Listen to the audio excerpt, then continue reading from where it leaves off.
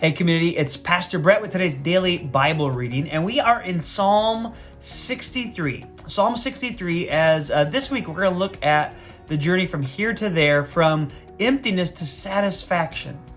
And I think we've all experienced some weariness, some emptiness, just exhaustion in these last maybe days, certainly weeks, no question over the last several months. And Psalm 63, we will actually look at in more depth, in greater depth this weekend. This is our primary text for the weekend, but we want to read it together and just begin to marinate on it, to saturate in it and let it in our heart. So hear these words of David the psalmist, and he is in a hard time. We'll examine more of the background, the context this weekend, but he has fled for his life. He has fled for his life and is out in the wilderness, Judean wilderness, so essentially the desert, calling out to God. Psalm number 63. We're going to read the whole thing here. You, God, are my God. Earnestly I seek you. I thirst for you. My whole being longs for you in a dry and parched land where there is no water. I have been in your sanctuary. I have beheld your power and your glory, because your love is better than life. My lips will glorify you. I will praise you as long as I live. In your name I will lift up my hands. I will be fully satisfied as with the richest foods, and my singing lips With singing lips, my mouth will praise you. On my bed, I remembered you. I think of you through the watches of the night, because you are my help. I sing in the shadow of your wings. I cling to you. Your right hand upholds me.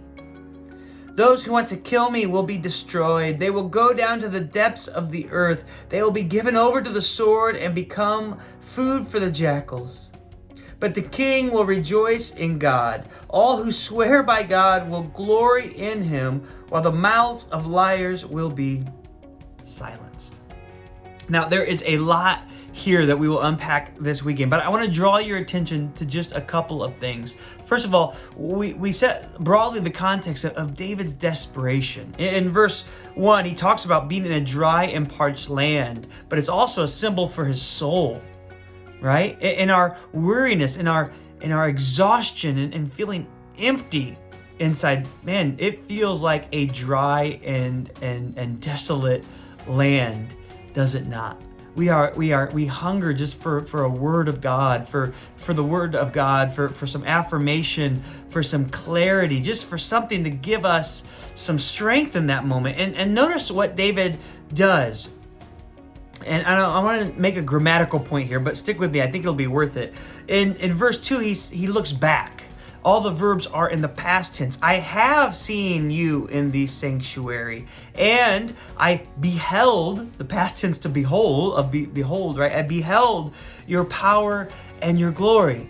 As David is dry and he's trying to encounter God afresh, he's remembering, first of all, what it was like to be in God's presence, to be in his temple, to behold, in the past tense, beheld his glory. And has given him some perspective. David says in the present tense here, because your love is better than life. But he doesn't stay there for long in the present. He's using that truth about God's love to project out into the future. Because that your love is better than life, my lips will glorify you. And in your name, I will lift up my hands, verse 4. I will be fully satisfied. Right, David, it's almost the sense that I get from this text is that David is having to declare to himself the goodness of God. He's having to declare to himself what he has seen in the past and what he believes to be true about the future, even though he is empty in the moment. Even though in the moment, we get down to verse 6, currently, right now, on my bed, I remember you. I think of you through the watches of the night. Commentators say that this probably reflects David's sleeplessness. his emptiness, his weariness, his anxiety, maybe whatever, all these things in his life, they have him restless. That he's up in the watches of the night, and yet he's remembering God. He's looking back, and he's using the strength of his past to bring him some hope for his future. What about you? As maybe we are a little bit running on empty in these days.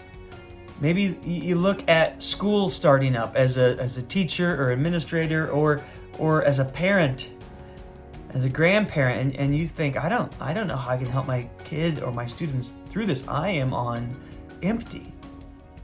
Maybe you're a leader, and in your business, in your company, in your workshop, you think, I don't know how I can rally the troops when my heart is not rallied itself. Right? Whatever ways, emotionally or spiritually or mentally, we feel empty in this moment, take cue from David. Look back and remember all the times and the goodness and the glory that you've seen in God, and use that to pivot forward and proclaim that you know you will be there again, that you know you will sing his praise, and that you will be filled. And let that change your perspective in the here and now. I think as we look back and as we look forward and proclaim that truth, we will be changed here and now. And the truth is, there are people, as we look out, who we need to pour our lives out into. Again, students, employees, loved ones in our family or in our neighborhood. We can't pour out into their lives from an empty cup. We have to first come to God and say, fill me. But as we look back, we look forward, we have some hope, we have some consolation, we have some satisfaction for the moment that God can then use and turn and use that to encourage others. That's my prayer and my hope for you today, community. I can't wait to dive into the depths of this text and his backstory together this weekend. So I'll see you either online or on Sunday nights. All right, guys, God bless.